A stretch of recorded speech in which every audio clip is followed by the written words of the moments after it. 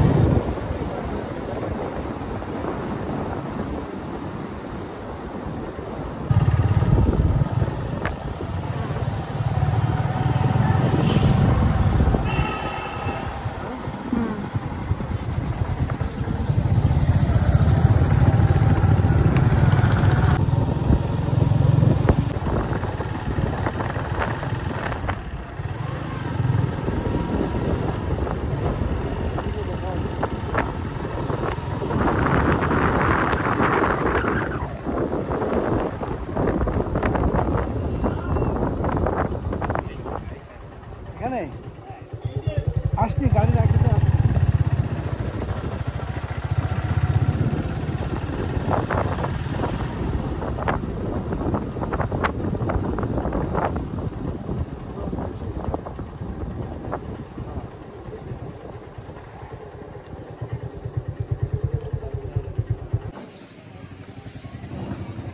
এখানে ভরত ভাইনা ডিবি।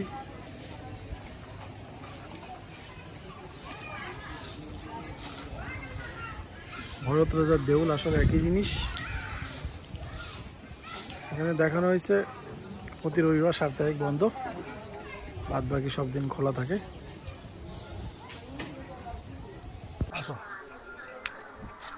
এখানে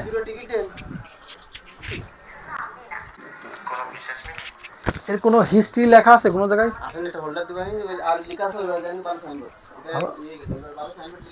কিন্তু এই গাছ কেন এইভাবে ভাই? ও আপনি চিনে রাখেন, থ্যাংক ইউ।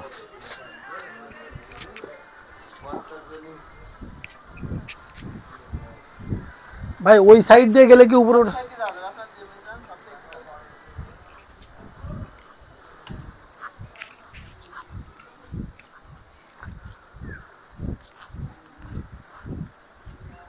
একটু দাঁড়ান, তাহলে এখানে একটু বলি। বন্ধুরা, আজ আমরা আসছি ভরত রাজার দেউল দেখতে। এটা যশোর জেলার কেশবপুর উপজেলার থেকে প্রায় 19 কিলোমিটার ভেতরে। এটা হলো গৌরীগুনা একটা ইউনিয়ন, গৌরীগুনা ইউনিয়নে। এটা একটু দেখাও। এটা হলো 1800 বছর আগের ভরত রাজার একটা বৌদ্ধ প্রাসাদ বলা যায়, যার অস্তিত্ব এখন অল্প স্বল্প বিদ্যমান। 1800 বছর আগের স্মৃতি এখনো আগলে রাখছে বাংলাদেশ প্রত্নতত্ত্ব অধিদপ্তর। তবে তা কি আর আগের মতো থাকে? কি আছে তাই আমরা দেখতে আসছি। চলেন একটু ঘুরে ঘুরে দেখি।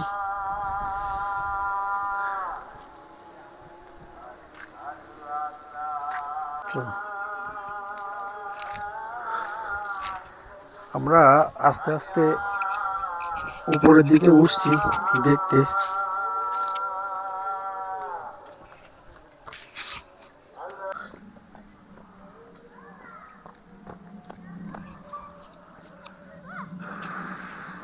সম্পূর্ণ ভবনের জায়গাটা খুব বেশি না, তারপরেও আপনাদেরকে দেখাই। 1800 বছর আগের চুন সুরকি দিয়ে বানানো এই স্ট্রাকচারটি এখনো মোটামুটি মজবুত আছে। কিন্তু বলা যায় 1889 সালের কোনো এক ভূমিকম্পে উপরের অংশটা খুবই ক্ষতিগ্রস্ত হয়।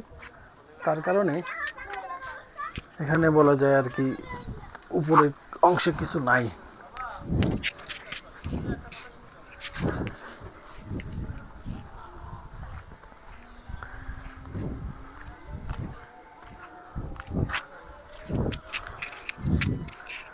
প্রত্নতত্ত্ব অধিদপ্তরের মতে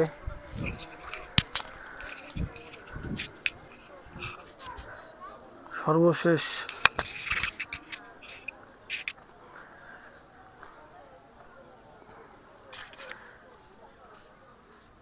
বাংলাদেশ প্রত্নতত্ত্ব অধিদপ্তরের মতে সর্বশেষ 94টি কক্ষ পাওয়া যায়, যার চতুর্দিকে 12টি আর মধ্যবর্তী স্থানে বাকিগুলা।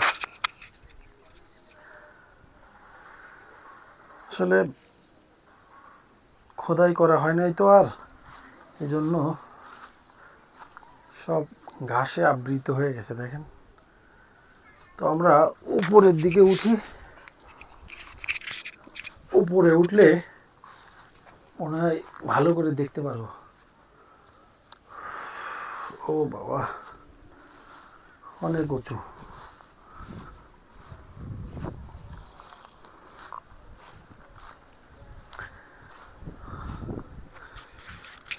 চারিদিকে মাটি আর মাটি। এটাকে ভারতের দেউল বলে, বাট এটাকে ভারতের ঢিবিও বলে। দেখেন মোটামুটি সব ঘাসে আবৃত হয়ে গেছে চতুর্দিকে, ভালোই বড়। এই যদি দেখাই চারিদিক দিয়ে, আমরা চতুর্দিকে ঘুরছি আর কি, দেখি। এটা হলো দক্ষিণ পশ্চিম সাইড।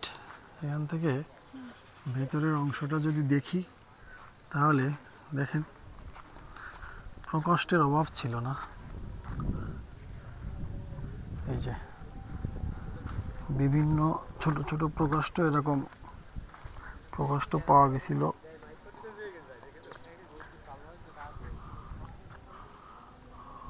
অসংখ্য, প্রায় 94টা।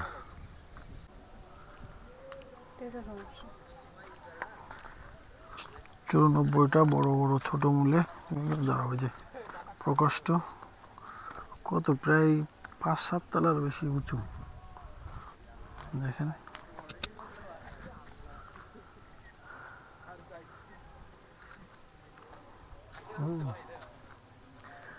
অসাধারণ। এটার উপরের অংশটা থাকলে আজ কত সুন্দর লাগতো। নাকি সম্পূর্ণ প্রকোষ্ঠটা উপরে যে কামরা সমৃদ্ধ ছিল সেগুলো ভেঙে গেছে। ভেঙে যাওয়ার কারণে আজ ঘর আছে কিন্তু ঘরের ছাউনি নাই। ছোট ছোট ঘর, এতগুলো ছোট ছোট ঘর যে কেন ছিল দেখেন।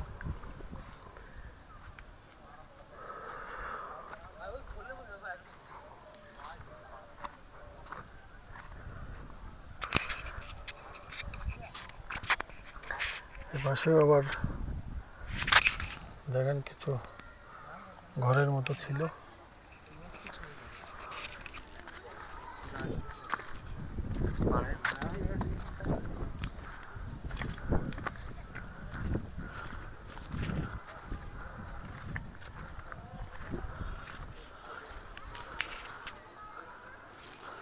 প্রায় 5 তলা মতো হবে।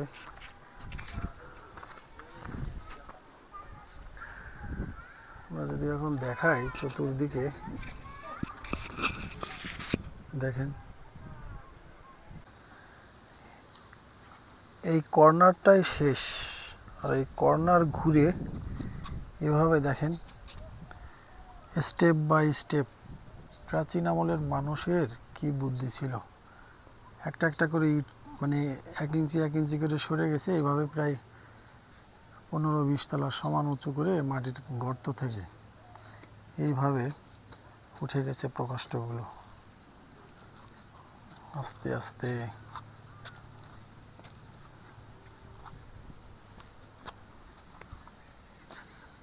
কত উঁচু।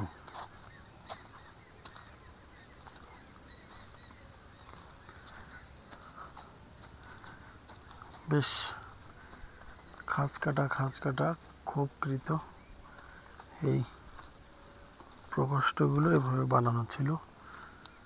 প্রায় 1800 বছর আগের।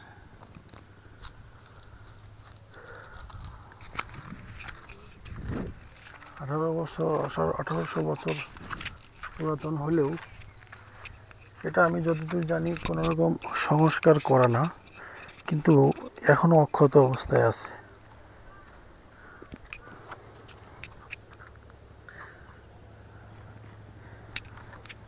মানে কালের বিবর্তনে কত কিছু হয়ে যায়, বাট এই ভাই এখানে ঘাস কাটছে আর কি। কালের বিবর্তনে কত কিছু হয়ে গেলেও এখনো অক্ষত আছে। চলেন আমরা উঠে দেখি। আস্তে আস্তে সর্বোচ্চ টপ পর্যন্ত উঠে দেখেন ছোট ছোট অনেকগুলো প্রকোষ্ঠ। এখানে দেখেন অনেকগুলো প্রকোষ্ঠ। ঠিক এভাবে অনেকগুলো বুঝে গেছে বিভিন্নভাবে, কিন্তু সর্বমোট 94টি প্রকোষ্ঠ পাওয়া যায়। সর্বশেষ প্রকোষ্ঠ ছিল এই দুইটা। সম্ভবত এই দুটোতে তারা তাদের গুপ্তধন বলেন আর যাই বলেন সেটাতে এখানেই ছিল আর কি।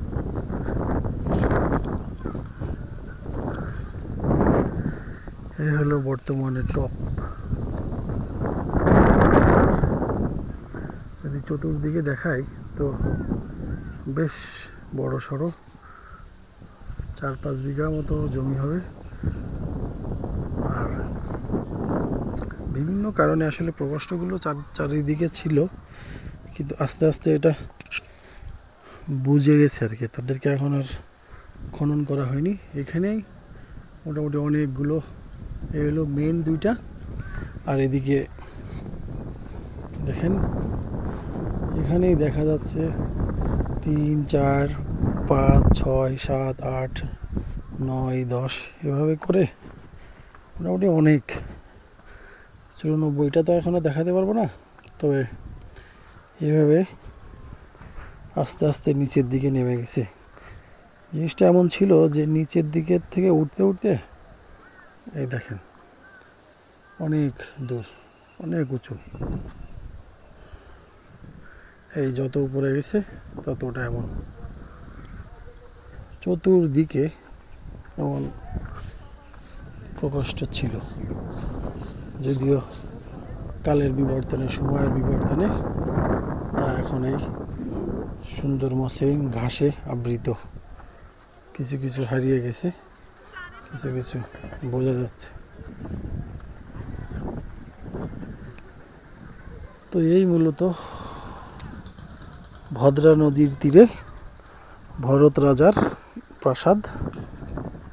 এটাই প্রায় 1800 বছর আগে বানানো হয়েছিল, যা 1878 না 89 সালে ভূমিকম্পের কারণে উপরের অংশটা ভেঙে চুরে তছনছ হয়ে যায়। এখন শুধু নিচের অংশগুলোই আমরা মূলত দেখতে পাচ্ছি। আর এভাবেই পড়ে আছে, যেটা প্রত্নতত্ত্ব অধিদপ্তর। এই দেখেন এই পাশের প্রকোষ্ঠগুলো সব মাটিতে ঘাসে, যেহেতু মাটি ছিল আর কি, উপরের অংশটা না থাকার কারণে, মাটি থেকে থাকার কারণে এই যে ঘাস আবৃত হয়ে গেছে। আর প্রত্নতত্ত্ব অধিদপ্তরের মাধ্যমে এখানে আনসার বলেন বা তাদের নিয়োগকৃত লোকজন এরা প্রতিনিয়ত দেখভাল করে চলেছেন। ওই যে তাদের অফিস। আর এ পাশে একটা সুন্দর বিশাল প্রকাণ্ড বটগাছ, বেশ বড় সড়ো আর কি। আর ওই কর্নারে আরেকটা অফিস আছে, সেখানে তারা থাকে খায়। এই মূলত অ্যাট এ গ্লান্স যদি আমরা দেখি তাহলে এটাই ভরতের দেউল। আমরা এক স্থানীয় ভাষায় বলে ভরতের দেউল, আর সুন্দর ভাষায় বলে আর কি ভরত রাজার দেউল। তো আজ এ পর্যন্তই। এই ভরত রাজার প্রাসাদের পাশ থেকে দেখেন বিশাল বড় একটা বটগাছ। বেশ তাকে সুন্দর দেখাচ্ছে। তো বন্ধুরা, আজ ভরত রাজার দেউল থেকে বিদায় নিলাম। মানে পড়ন্ত বিকেল প্রায় শেষ, সন্ধ্যা আগত। তো আমাদের যেতে হবে। আপনাদের জ্ঞাতার্থে বলে রাখি আবারও, এটা হলো যশোর জেলার কেশবপুর উপজেলার গৌরীঘুনা ইউনিয়ন, যেটা কেশবপুর উপজেলার 9 নম্বর বা সর্বশেষ ইউনিয়ন বলে। এই গৌরীঘুনা ইউনিয়নেই ভায়না বাজারের পাশে ভরত রাজার দেউল অবস্থিত। তারা আসতে পারেন। টিকিট 10 টাকা পার হেড। প্রতি রবিবারে সাপ্তাহিক বন্ধ থাকে, বাদবাকি সব দিন খোলা। ওকে, আল্লাহ হাফেজ, সবাইকে ধন্যবাদ।